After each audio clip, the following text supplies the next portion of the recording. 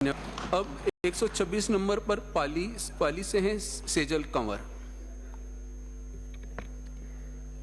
हर रंग को खुद में समेट कर जो यूं बेखौफ खड़ा है, हर रंग को खुद में समेट कर जो बेखौफ खड़ा है, जाति और धर्म के दायरे से जो आगे बढ़ा है, नैतिक, निष्पक्ष और समावेशी संविधान है ये जो 75 वर्ष बाद भी यूं सहज ही खड़ा है। मैं सेजल राजपुरोहित, सदन में उपस्थित माननीय महानुभावों एवं युवा शक्ति को मेरा सादर प्रणाम, अभिनंदन। मैं यहाँ संविधान के 75 वर्ष विषय पर अपने विचार आप सभी के समक्ष प्रस्तुत करने के लिए उपस्थित हूँ। तो कई शताब्दियों की गुलामी के बाद जब देश एक नई शुरुआत के लिए खड़ा था, तब उसका पथ प्रदर्शक बन के उभरा भारत का संविधान, विश्व का सबसे बड़ा लिखित संविधान जो लगातार स्वयं को एक जीवंत दस्तावेज के रूप में विकसित करता रहा है।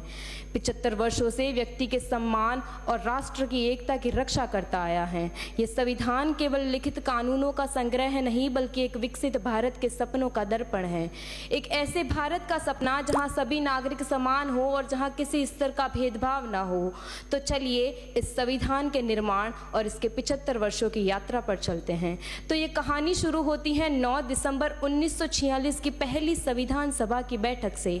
प्रारूप समिति के अध्यक्ष डॉक्टर भीमराव अंबेडकर जी का इस 395 अनुच्छेदों, 8 अनुसूचियों और 22 भाग वाले संविधान के निर्माण में अहम योगदान रहा।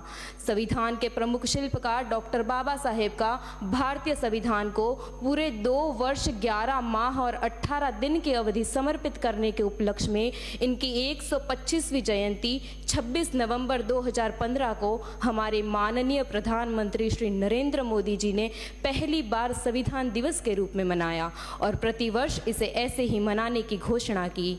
तो बाबा साहेब कहते हैं कि पढ़ने के लिए लड़ना होगा और लड़ने के लिए पढ़ना होगा, कि पढ़ने के लिए लड़ना होगा और लड़ने के लिए पढ़ना होगा। किताबें तो बहुत सी पढ़ी होगी तुमने, लेकिन हक और अधिकार जानने के लिए संविधान पढ़ना होगा।